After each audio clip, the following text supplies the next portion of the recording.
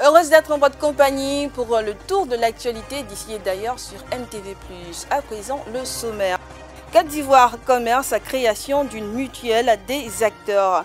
Cameroun, hausse de 40,3% du déficit commercial en 2023. Enfin, Afrique, 15 milliards de dollars pour stimuler la fabrication locale d'engrais minéraux.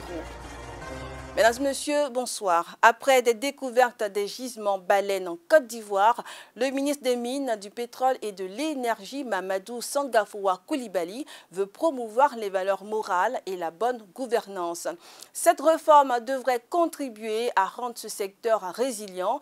Il a mis ainsi à exécution l'affichage des plaques de valeur dans les administrations sous tutelle.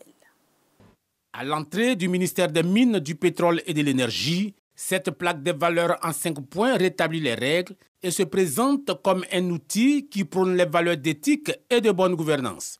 Ce changement a été imposé en partie à cause des exigences de plus en plus fortes des citoyens, attachés aux valeurs et aux principes d'équité, de justice et de transparence dans la gestion des affaires publiques, notamment dans les industries extractives. Une volonté forte aussi du ministre Mamadou Sangafoua Coulibaly. Notre ambition est de faire des ressources minérales et énergétiques le levier d'une nouvelle phase de croissance soutenue et durable pour la Côte d'Ivoire. Nous avons tous ici conscience de l'image parfois exagérée que notre département renvoie à la société.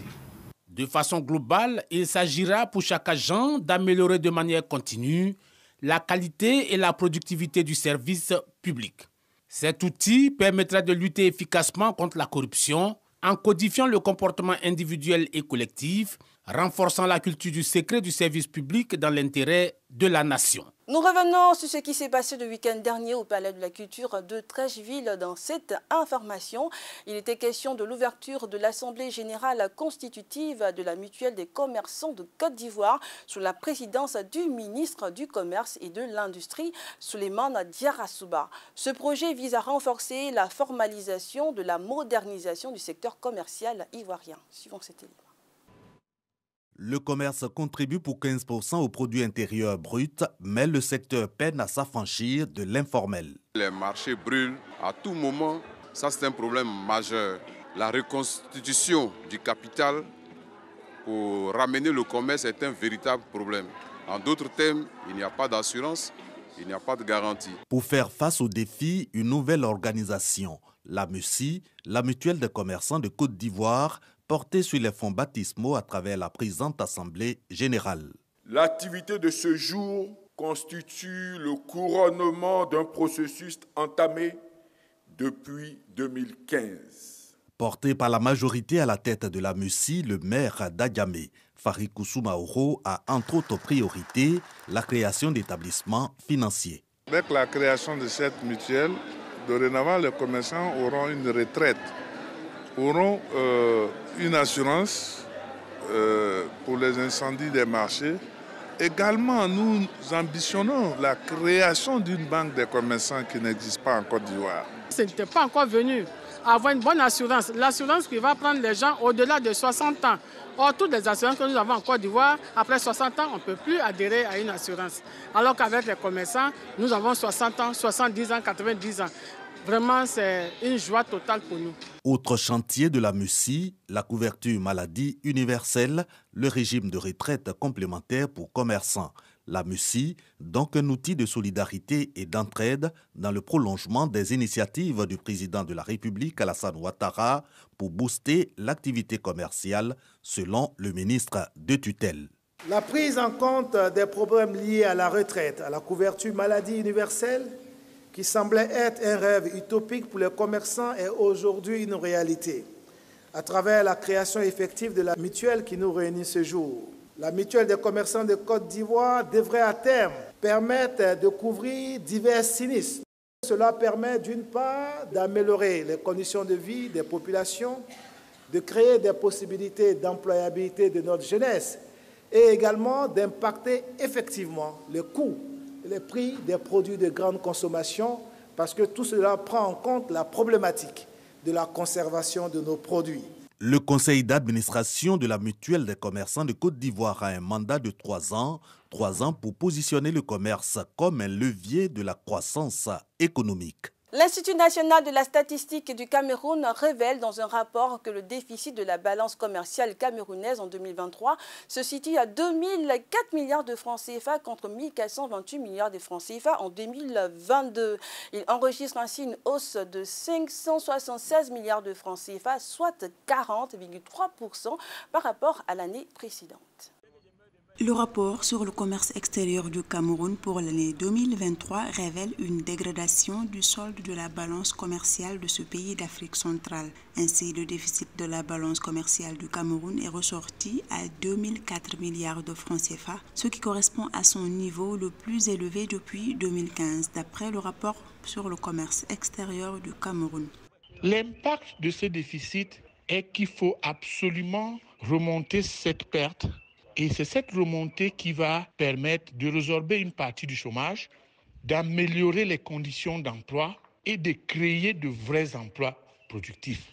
Aussi longtemps qu'il n'y a pas de diversité des exportations, le pays va perdre substantiellement sa créativité productive, surtout sa créativité d'emploi.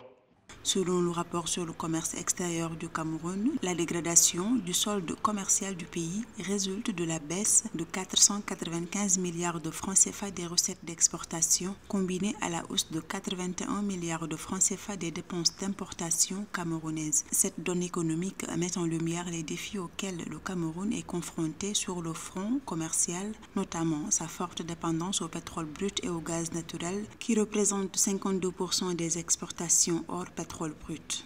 Le déficit commercial du Cameroun coûte cher à l'État parce que c'est une perte d'opportunité de créer des emplois, c'est une perte d'opportunité de créer de la richesse et c'est une exportation de l'argent du pays.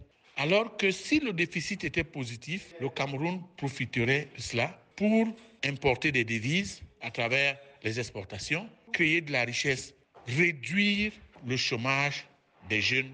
Pour résorber cela, il faut compléter le déficit énergétique qui plombe la capacité de production et de transformation.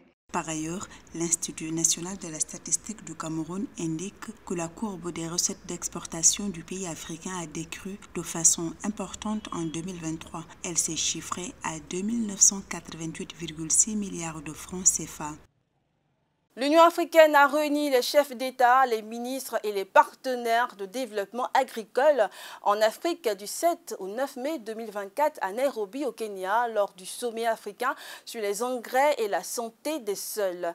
L'objectif premier du forum était de lancer ses premiers engagements à travers un plan d'action décennal pour les investissements associés. Suivons cet élément pour plus de détails.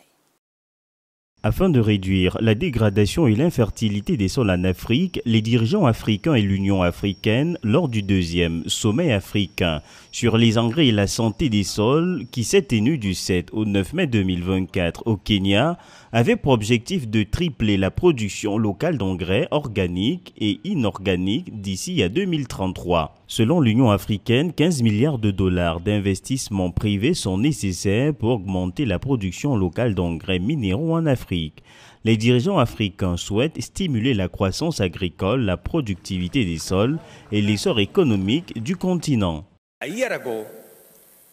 Il y a un an, notre production agricole, en particulier celle du maïs, était d'environ 40 millions de sacs. Grâce à l'utilisation d'engrais au cours de la dernière année et demie, d'engrais spécifiques aux cultures que nous utilisons sous forme de bons électroniques basés sur la technologie, nous avons augmenté notre production agricole de maïs de 40 millions de sacs à 67 millions de sacs en une seule saison, simplement grâce à l'utilisation correcte des engrais. Selon les rapports officiels, l'Afrique perd chaque année plus de 4 milliards de dollars d'éléments nutritifs du sol.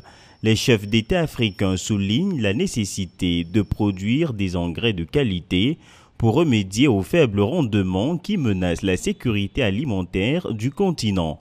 Selon l'Union africaine, la consolidation des outils financiers tels que les garanties de crédit commercial, les fonds de roulement et les subventions ciblées est nécessaire pour minimiser les distorsions du marché, réduire les dépenses, encourager les innovations et augmenter la croissance économique en Afrique. La collaboration internationale de recherche sur la surveillance des impacts évolutifs du changement climatique sur la santé, Lancet Countdown, a dévoilé à nouveau dans une étude des tendances alarmantes dans les impacts du changement climatique sur la santé, dont une forte augmentation des décès en Europe liés à la chaleur. Une étude de Lancet Countdown sur les conséquences du changement climatique sur la santé humaine, publiée le 12 mai, indique que les décès liés à la chaleur sont en hausse en Europe. Selon le rapport, l'augmentation des décès est causée par les vagues de chaleur, ajoutant du stress aux personnes âgées et aux conditions climatiques, favorisant les maladies transmises par les insectes. Au cours des dernières décennies, nous avons connu des records de température, des vagues de chaleur prolongées et cela a entraîné une augmentation de la mortalité liée à la température qui n'aurait pas été observée si les températures n'avaient pas changé au rythme où elles l'ont fait au cours des dernières décennies. Le rapport indique que les pays du sud de l'Europe sont les plus touchés par les problèmes de santé liés au stress thermique. L'étude signale que ces problèmes touchent également le nord du continent. En moyenne, le nombre de décès a augmenté de 17 pour 100 000 personnes entre 2013 et 2022 par rapport aux 10 années précédentes. Les populations âgées qui n'ont pas accès à des systèmes de refroidissement de la température, qui sont exposées à des chaleurs extrêmes à la maison et qui ne sont pas en mesure de prendre des mesures pour se protéger et s'hydrater prennent de gros risques. Cela dépend également de nombreuses autres comorbidités, des facteurs de risque sous-jacents par exemple. L'étude du Lancet Countdown indique que de nombreux pays européens restent des contributeurs majeurs aux émissions de gaz à effet de serre. Afin de limiter le nombre de décès causés par le phénomène, le rapport incite les gouvernements à veiller à ce que leurs systèmes et infrastructures de santé s'adaptent au changement climatique. Le Rwanda fait l'objet de travaux de rénovation, une activité qui permettra au stade Amahoro de doubler sa capacité et de passer de 25 000 places à 45 000. L'Office rwandais de l'habitat a souligné que ce stade aura toutes les exigences de stade de niveau international. Depuis août 2022, le plus grand stade du Rwanda, le stade national Amahoro, fait l'objet d'une rénovation majeure afin de le transformer en un terrain de sport ultra-moderne. Les rénovations comprennent l'augmentation de la capacité d'accueil de 25 000 à 45 000 places, l'amélioration des installations extérieures telles que le petit stade pour le basketball et les jeux en salle, le gymnase paralympique, le parking et les voies d'accès ainsi que la clôture du périmètre. La demande de l'employeur était de moderniser cette installation sportive pour qu'elle atteigne le niveau international. Cela signifie que nous devons répondre à toutes les exigences de la FIFA. Nous avons suivi toutes leurs directives car en fin de compte, nous devons obtenir la certification de la FIFA après l'achèvement du projet. Cela signifie également que tous les matchs et toutes les compétitions au niveau international seront certifiés pour être joués ici. Non seulement la FIFA, mais aussi la CAF ou tout autre organisme ayant le sport dans ses attributions. En plus de répondre aux normes de la FIFA, le nouveau stade est conçu pour accueillir des événements athlétiques majeurs, puisqu'il dispose d'une piste d'athlétisme à 8 couloirs conforme aux normes internationales. La surface de jeu du nouveau stade est hybride, mélangeant gazon naturel et gazon artificiel, conçu pour offrir une durabilité accrue et assurer plus d'heures de jeu par rapport à un terrain 100% gazon naturel. Merci d'avoir suivi cette édition de l'information à la réalisation. Linda Dépy, un grand merci à toute l'équipe de la rédaction. Quant à moi, je vous souhaite une bonne suite de programmes sur MTV+, la télé qui transforme.